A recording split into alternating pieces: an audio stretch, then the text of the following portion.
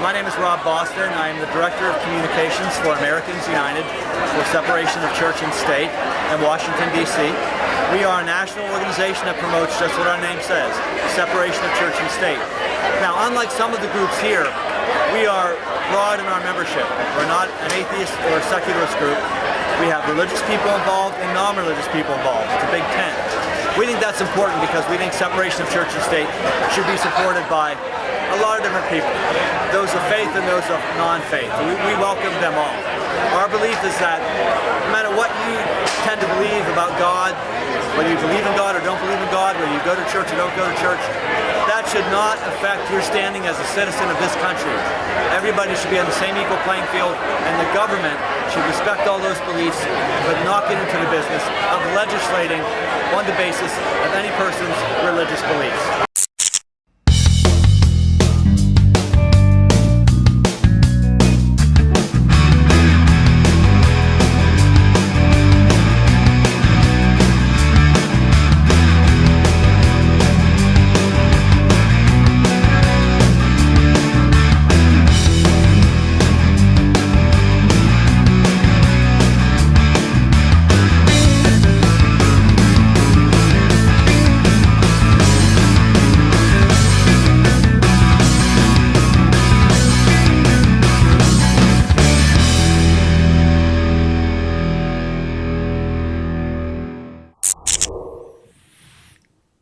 Exert Opinion.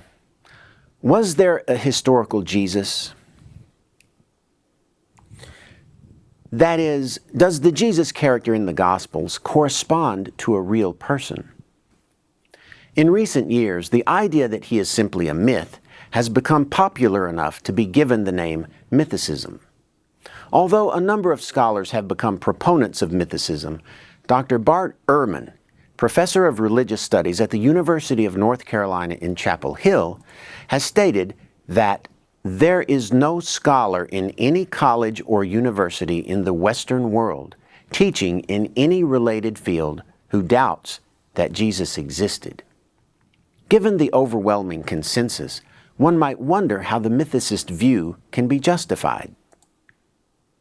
Dr. Richard Carrier, instructor at the online academy Partners for Secular Activism, explains, almost no historians of Jesus have adequately investigated the fundamental flaws in the consensus view, or the challenges against it.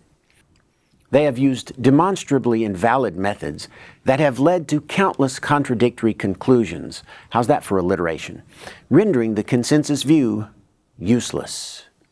As for Ehrman in particular, Carrier suspects that he is too arrogant to admit his mistakes. His sloppy work sucks. His dogmatic thinking is irresponsible, and his opinion is to be discounted. Concluding his explanation, Carrier describes a measure by which laypersons can judge a dispute among experts. Eventually, you will find one side to be disproportionately more dishonest, or illogical. No money in Pascal's wager. The Canadian private sponsorship program allows citizens to help refugees establish a new, safe home in Canada.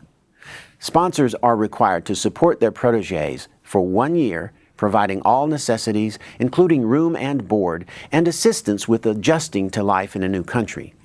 Lifeline Syria, a charity that trains refugee sponsors, estimates that it will cost nearly $30,000 to meet this commitment for a family of 4. The Chaldean Catholic Church, a close relative of the Roman Catholic Church, carries out its ministry predominantly in the Middle East, being the largest Christian church in Iraq. The Chaldean Catholic Church, a close relative of the Roman Catholic Church, carries out its ministry predominantly in the Middle East, being the largest Christian church in Iraq and a significant presence in Syria. Until recently, in order to rescue their loved ones from the Middle East, a number of families in a Chaldean Catholic church in Ontario have been depositing tens of thousands of dollars with their priest, Amir Saka, to be held in a trust fund until said loved ones arrive. In late February, Saka revealed to his superior, Bishop Emmanuel Shalata, that he had gambled away the money he was holding for his parishioners. Church officials report that over $500,000 are missing.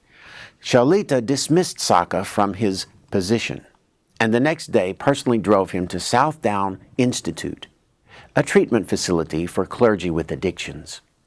The Roman Catholic Diocese of Hamilton, Ontario, which runs the sponsorship program but is not responsible for Saka's church, has commendably stepped in to cover the loss, assuring affected families that their relatives will be properly looked after. Helping black sheep escape sacrifice. But if they turn back from Islam, take hold of them and kill them wherever you find them. Quran chapter 4, verse 89. Faith to Faithless, a volunteer organization devoted to assisting closeted atheists, does not officially focus on ex-Muslims. It will help any apostate. Ex-Jews and ex-Christians are welcome. It will help any apostate. Ex-Jews and ex-Christians are welcome. But the homepage to faithtofaithless.com hints that Jewish and Christian defectors are not the primary clientele. Next to the prominently placed question, "How can we help?" are several links to guide visitors to the assistance they seek. One of the links is labeled, "I'm scared." While the group offers to connect the frightened to local organizations that can help, Faith to Faithless co-founder and ex-Muslim Imtiaz Shams sees some 4 new cases each week of apostates with no such options. It may be difficult for outsiders to appreciate the isolation of those who have left Islam. While the website suggests seeking help from police, out of necessity it offers alternatives for those who can't trust their police. Apostates are advised to be careful of involving faith-based organizations. Many experience traumatic cognitive dissonance. While they fear being killed by their relatives, they risk their lives to escape. Yet often those who reach safety find themselves unable to cope with separation from their loved ones and attempt suicide, sometimes more than once. Faith to Faithless welcomes both volunteers and donations.